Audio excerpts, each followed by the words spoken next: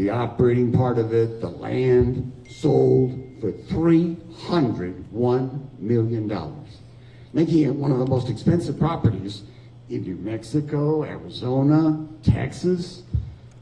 I have a friend from Rice, Eric O'Keefe is his name, and I kind of chided him a little bit because all he deals with is publishing of land. And the Land Report is the name of his magazine. I said, you don't have anything that's worth $310 million or $301 million, do you, Eric? He said, no.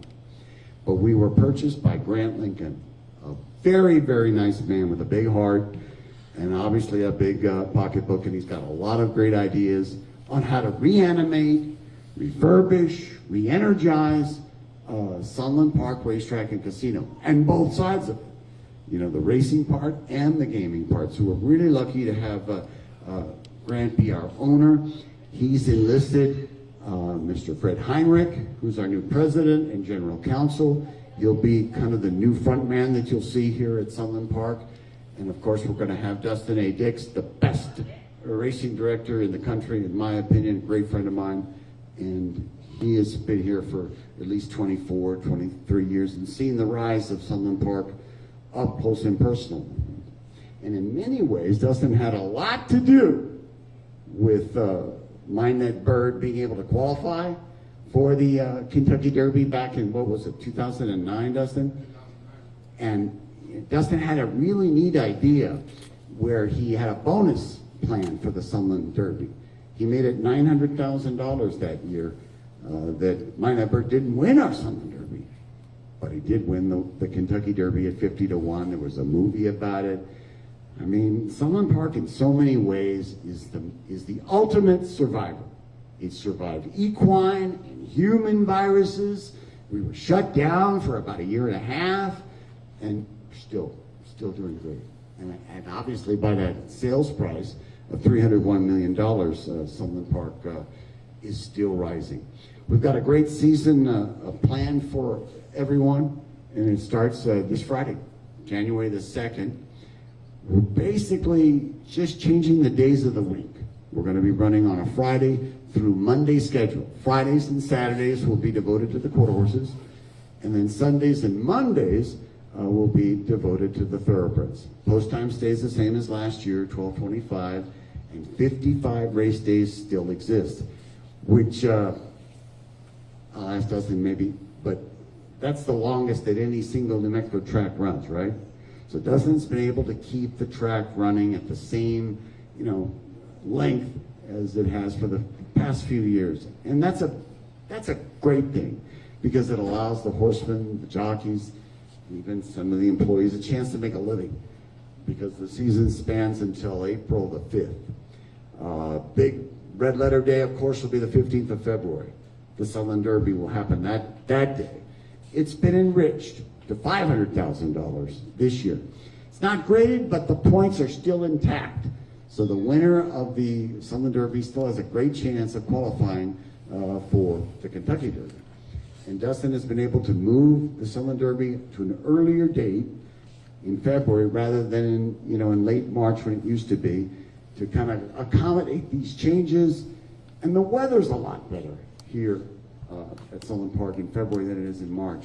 In March, you can run into some very, very heavy winds, and it's just it can kind of be a mess. It was about a day and a half, I think, that we lost last year.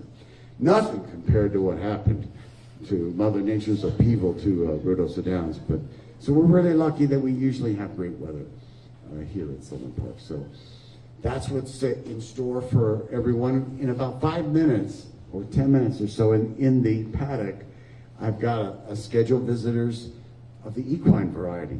The world's richest quarter horse is going to join us, KJ Desperado, in the paddock. I'm not going to take you guys down to the paddock. I know it'll be a little cold, but it's worth it. KJ Desperado's earned $3.3 million in his career. And oddly enough, the only place that he has never won has been here. So he's trying to break that by running in the championship in about a month on January the 31st, I believe. KJ Desperado's a wonderful horse. I think he won a race at Ruidoso Downs before everything went to chaos there, but he's still so awesome. On the thoroughbred ledger, we've got Corinna. This is an amazing story. About 4 or 5 years ago, she broke her maiden here in a rout, and she's gone on to win $1.5 million, making her the richest New Mexico bred thoroughbred of all times. She's a wonderful horse. She runs on Sunday in the New Mexico State Racing Commission stakes, so we're really looking forward to that. Every time she runs, she breaks records. Our great Julie Farr, who's been our great paddock hostess for so many years, she was a steward at Zia and got to see a lot of that. How exciting that must have been, huh, Julie? She always comes from behind. She's a dramatic, stretch runner, but she usually gets the job done, and she'll be running against a great field on Sunday. Also on that day is the KLAQ Stakes, which I think has drawn one of the best fields it's ever had. And we had the benefit of Flaco Capalucci, our leading trainer for the last 2 years. He was here earlier and did a number of interviews. So the table's set, and I think that we're in for a really great meet. We've got trainers like Flaco Capalucci, Todd Fincher, and Justin Evans is returning too, for the first time in about 3 or 4 years. So we're kind of looking forward to maybe a little more competitive menu than we had maybe in the last few years. But Flaco and Todd Fincher are loaded with great runners. But so is Justin, and a number of other great horsemen. On the quarter horse ledger, you don't get any better than Wes Giles. Wes Giles has won every major race in the quarter horse world, and he and his son Jason Giles and wife Jill Giles will be joining us in the paddock in about 5 minutes. So I think we're going to have a great meet.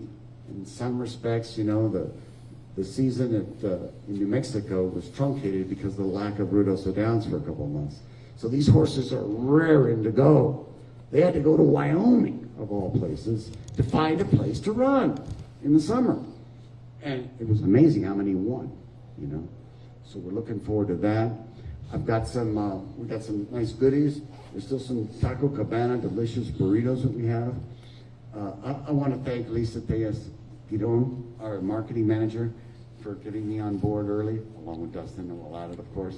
We were able to put together a good-looking, well-bound media guide rather than just sheets.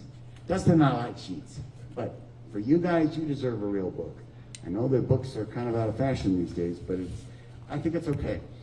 I read it as hard as I could. So did Dustin. But if you have any more questions before we head maybe down to the paddock real quickly, I would love to entertain them. But the meet starts January the 2nd and goes all the way through April 5th. Thanks for coming, you guys, especially on this cold day. Good news is, weather-wise, could reach 70 on our first 4 racing days, Friday, Saturday, Sunday, and Monday. Thanks, everybody. Thank you.